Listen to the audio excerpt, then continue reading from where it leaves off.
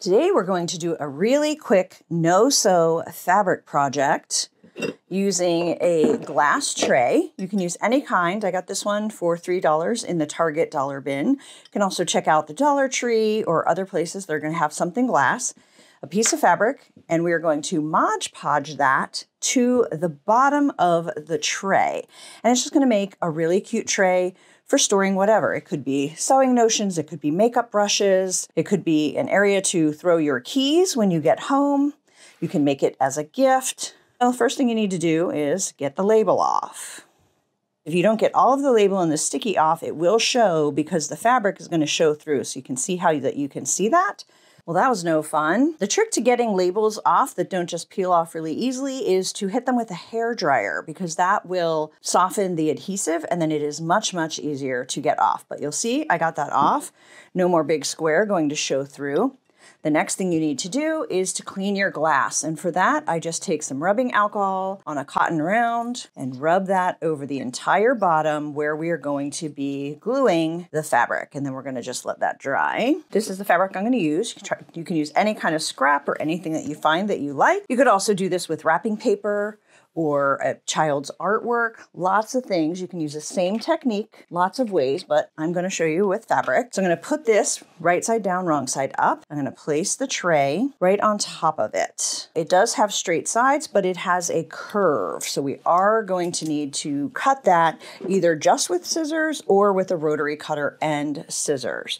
But you don't have to have quilting and sewing supplies to do this. I am drawing with a heat removable pen. So you could use a pencil, you could use whatever your favorite kind of marker is. I like these because you can really see it when it's on there and it will disappear when you heat it. Okay, so we can see that really well. So now I'm going to cut the straight parts with a rotary cutter and then I'm just going to take scissors and cut those curves.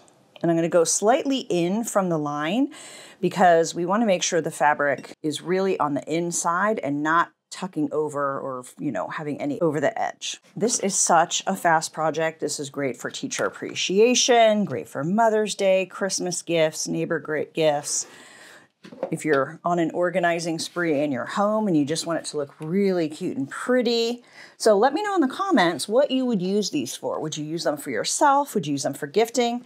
Now, if I was cutting the whole thing with scissors, I would use bigger scissors. But because now all I need to do is kind of curve the corners, I'm just grabbing smaller scissors. They're a little bit more precise and I can see that line a little bit better. Now, before we break out any glue, I'm going to put this upside down and we are just going to test and see how this looks on the bottom. So we do have a little bit of adjusting to do. This is truly just a little bit of trial and error. So leave your perfectionist ways at the door if you have them. I definitely have them. Okay, that looks really good. Now I'm going to get just this old vinyl tablecloth that I use for everything messy. Obviously, I use it for painting, and I'm just putting this down because I do not want to get Mod Podge on my cutting mat. Now I'm just going to do kind of a heavy coat. You want it to look white. When you put that down, we're going to go all the way to the edges. You don't want to take too long because you don't want it to dry before you get your fabric on there. All right, that's well coated all the way onto those corners. And now remember, you want to put this right side down because the fabric is under the glass and you want to see the pretty part. And then you're just going to center that. You can scooch it a little bit once you put it down and then you're just going to press down. Rub your fingers across that. Now, if you have any threads coming out, now is a good time to grab and cut those. Take a peek at that.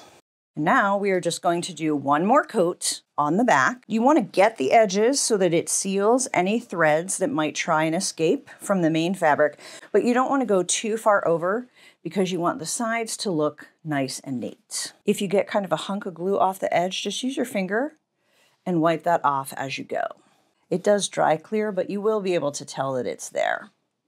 And that is all there is to it. Now we just need to wait for this to dry. So do you see how quick and easy that is? You could whip up a bunch of gifts. I think as I was making it, I think it would be so cute to put a child's artwork for grandparent gifts, or this aunt would love to get one from her great nephew when he starts coloring. So I'll make sure I send this video to my niece.